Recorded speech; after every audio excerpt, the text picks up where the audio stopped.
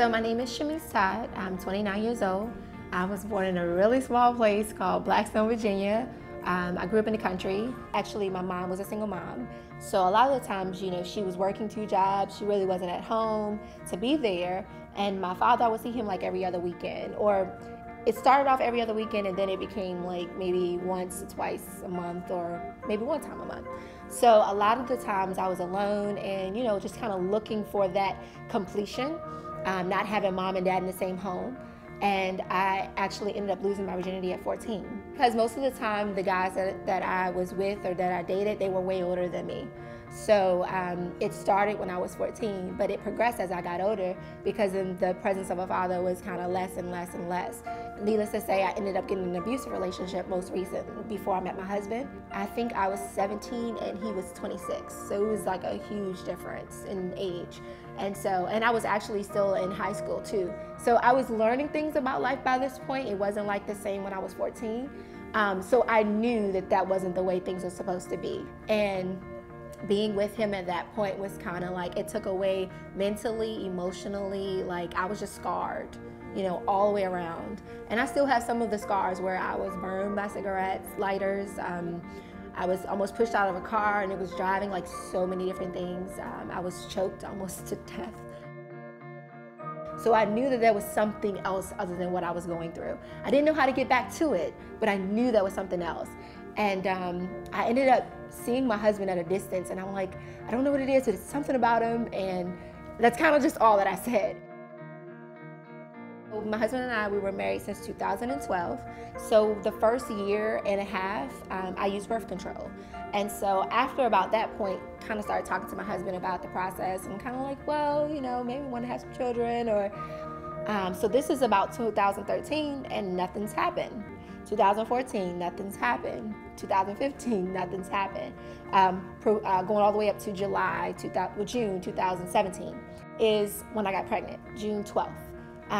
And I didn't even know.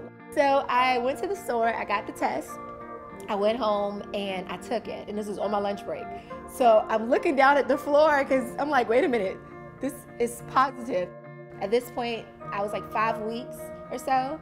And so that Friday morning on the 21st, I woke up and everything was fine. Like I ate cereal and got to work, was doing my job, and all of a sudden this pain came out of nowhere. I was actually supposed to hear the baby's heartbeat that following Monday. So this was Friday. My appointment was for Monday to hear the baby's heartbeat. On the way there, I started journaling in this book. And I told myself, I don't want to lose this baby. Like I had waited 4 years for this moment. And I was like, I don't want to lose this baby. But I kind of felt something was going to happen. Sorry, I'm getting emotional. But I kind of felt something was going to happen. I'm like, this is probably not going to be good. So when we got there, they did an ultrasound, a vaginal ultrasound. And when they got in, she was taking pictures of my womb. She was like, I don't see anything. I don't see anything. Finally, she moves the camera over to my right tube and she's like, it's in your tube. And at that moment, I was like, whoa. I'm like, wow, like 4 years of waiting and my baby's in my tube. Like nothing's wrong with the baby. It's just stuck in the wrong place. Sorry. And at this point, I'm in my mind, like, I'm very analytical. So I'm like, we can just push the baby down. Like, we can just surgically move the baby to the right place. Like, it's a baby. Nothing's wrong with the baby, but it's just in the wrong place. So at this point, the doctor's like, no, like, you can die. Like, you can't just move the baby. Like, you're bleeding so much internally that we have to remove the pregnancy.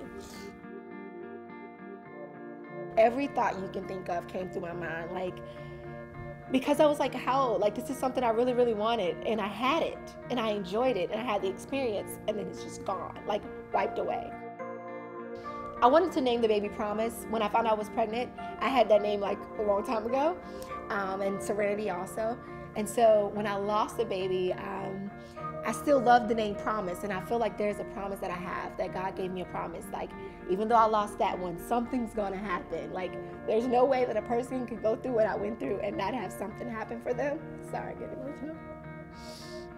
And so I do believe that there's gonna be a point where the promise is gonna manifest. And whether it's 6 years from now, 10 years from now, or if it's adoption, whatever's necessary, I do believe eventually it will happen.